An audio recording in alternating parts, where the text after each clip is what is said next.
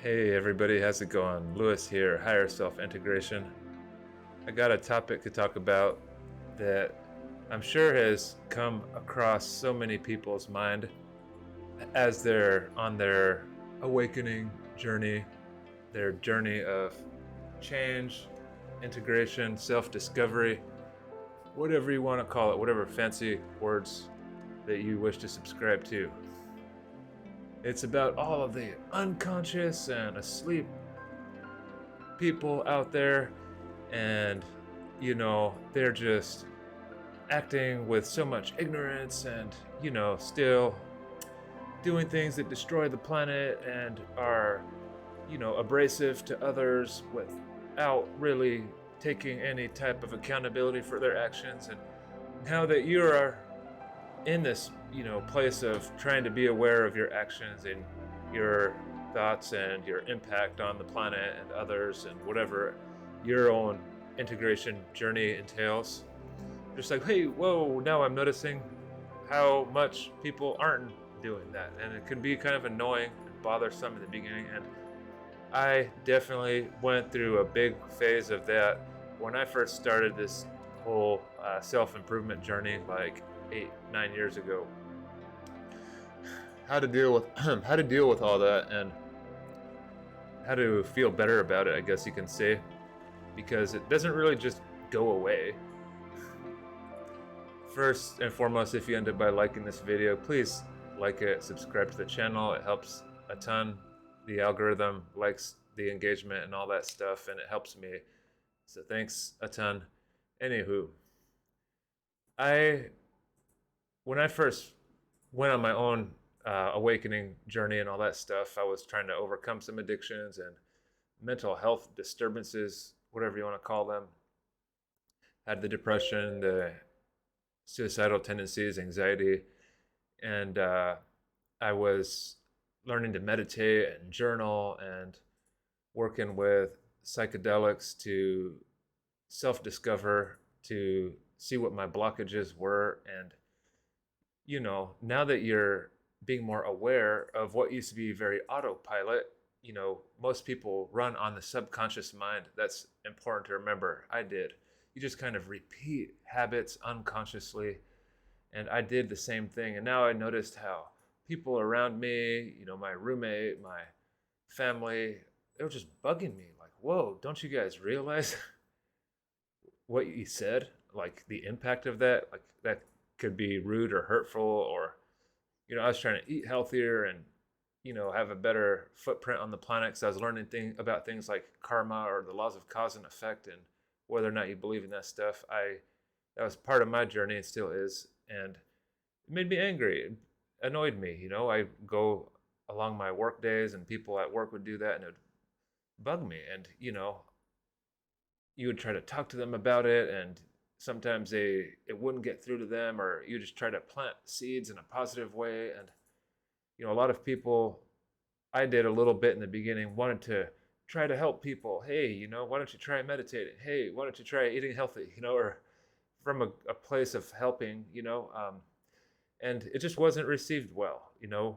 People take it as you're kind of being a preacher or a Bible thumper almost, and they just kind of, oh, whatever, who the hell are you to tell me what to do, how to be? And I see the challenges in the planet. We're going downhill in a lot of ways, health, and there's corruption everywhere, and a lot of darkness out there in a lot of forms. Let's just simplify it that way.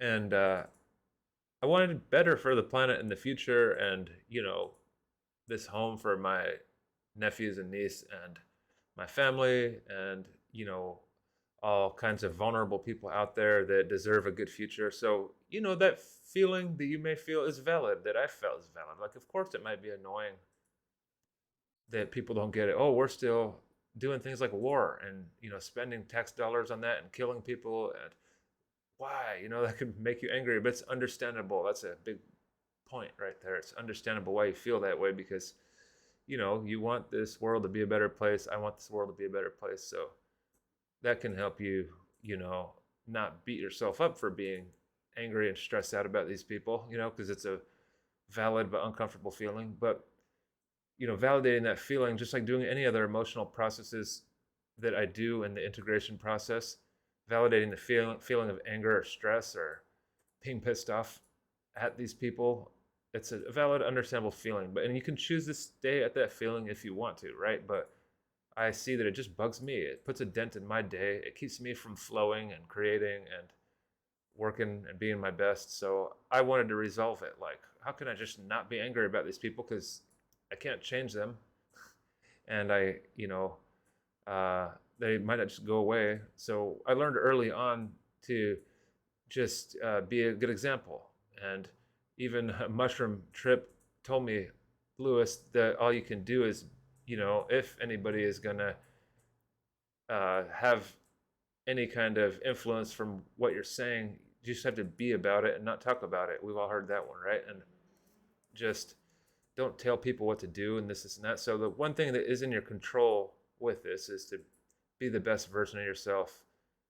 Be a lighthouse of positive habits and words and integrity and stuff like that. And if you want to shift that feeling of anger, you can write through this in your journal after you meditate or something. But you have to do what would the mushrooms say, right? Or a psychedelic medicine, or a Buddhist meditation teacher, or a spiritual teacher. What would they say in this situation? Compassion, right? Like, oh, that's hard to have compassion about somebody when you're angry at them. So there's a stepping stone to get to that is understanding, like, why are they that way? Why is my coworker so unconscious? Okay, and this is helping you get other perspectives, because these perspectives can help your feelings shift internally from A to Z. And they were raised that way. They honestly oftentimes are just going on autopilot, just like we used to go on autopilot. We're moving through life unconsciously, and just, the animalistic mind just takes over you, and you lose conscious awareness of your choices every single day. So that's why they're like that. They were raised to be that way. Society shows people to be that way. Hollywood, TV influences, the media influences. So that can help you kind of soften up your feelings about that a little bit. And not everybody had such a strong experience like we did when it comes to showing them the importance of why they should change. Like, I had a near-death experience first. I had the psychedelic experiences that showed me that not everybody has had that, and not everybody is ready for that, maybe. And